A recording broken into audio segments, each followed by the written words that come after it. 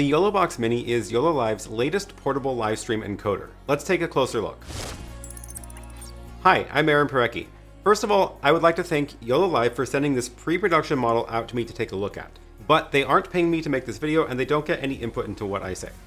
So, since I've had this only for a little over a week, I haven't had that many opportunities to use it out in the wild. So in this video, I'm going to focus on my first impressions of the device and answer some of the questions you've been asking about it in my live streams. I will leave timestamps to all the segments in the description so you can jump around if you would like. Let's start off with a quick comparison to the other YoloBox models. This has the same processor as the YoloBox Pro, which means it's pretty well future-proof for whatever firmware updates they're going to be creating in the future. The original YoloBox has a weaker processor, and it unfortunately means it hasn't been able to keep up with some of the features they've added to the Pro. Quick side note here. I hope they will launch a new version of the 2-input YoloBox because I do like the size of the original YoloBox better than the Pro. And I do still think there's a lot of use for a 2-input YoloBox. Sometimes you just don't need all three that you get in the Pro. So back to the Mini. The most important thing to note here is that this is a single input device. The original YoloBox has 2 HDMI, the Pro has 3. This has only a single HDMI input. Now it does have a USB input like the other models, but the Mini is not a switcher, so you can use it with either a USB webcam or an HDMI device, but not both. Also, there's only one USB port for webcams, and it's a USB-A port. The Pro has both A and C, but still with the Pro, you can only use one webcam at a time. Anyway, other than that though, it has nearly all of the features you would find on the YoloBox Pro. You can add graphic overlays from the SD card, you can create lower thirds with the on-screen keyboard. It still has the built-in countdown timer. It also has the built-in scoreboard feature. And it even has the audio mixer so you can mix audio from the HDMI camera or external microphones. Now, I'm not going to show you these all in detail in this video because I actually just published a full overview of the YoloBox Pro where I did dive into all those features. I'll link to that in the description in case you are curious to take a closer look. So, like the Pro, it also has an Ethernet jack, it can connect to Wi-Fi, and there's a SIM card slot, so you get a lot of options for how to get this thing online for streaming. It also has the built-in multi-streaming feature, just like the Pro, so you can push to multiple streaming platforms at the same time. The main features this is missing compared to the Pro is the whole switcher tab in the interface. So that means no camera switching, no chroma key feature, and no video playback feature. But again, this does have the same processor as the YoloBox Pro, so I'm going to ask them if they can add back the video playback feature since it should have enough power to do that.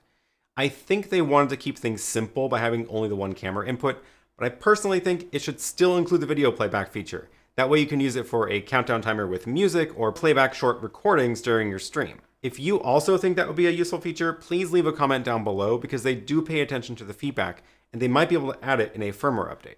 One interesting difference is the Mini can actually stream at up to 60 frames per second.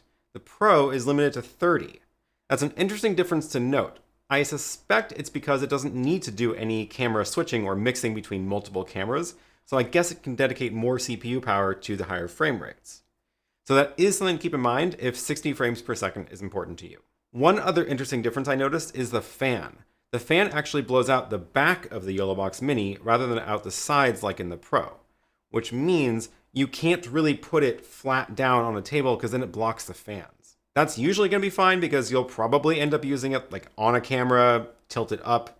Speaking of which, I am planning on making a cage for this similar to the cage for the Pro. So keep an eye out on my YouTube channel for an announcement when that is ready. One thing I saw some people asking about was whether it supports stereo audio in the external inputs.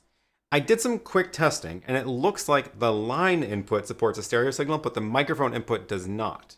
So I put my Hollyland mic in stereo mode, and then only one channel was coming through when it was connected to the mic input, but both channels were coming in the left and right separately in the line input. And that is actually different behavior from the YoloBox Pro.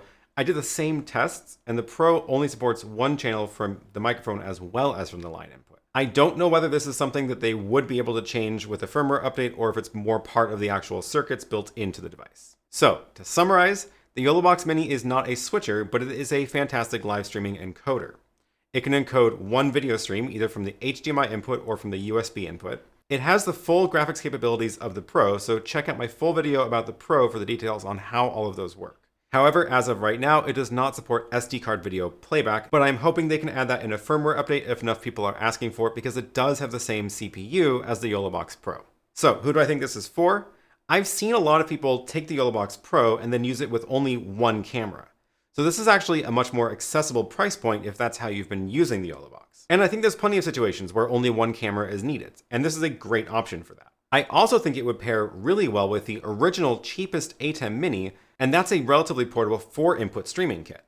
It's a lot easier to add graphics with the YoloBox compared to the ATEM, so you can use the ATEM for just switching between the 4 cameras and then do all your graphics and overlays using the YoloBox. And then of course streaming from the YoloBox itself. So those are my initial thoughts about the YoloBox Mini. Give this video a thumbs up if you enjoyed it.